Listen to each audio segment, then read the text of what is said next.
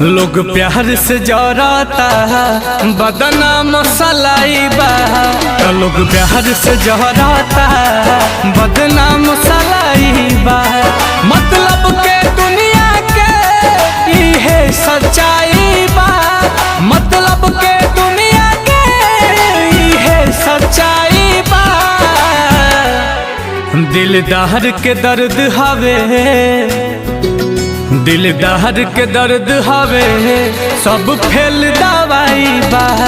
लोग प्यार से जराता बदना मसलाई बा।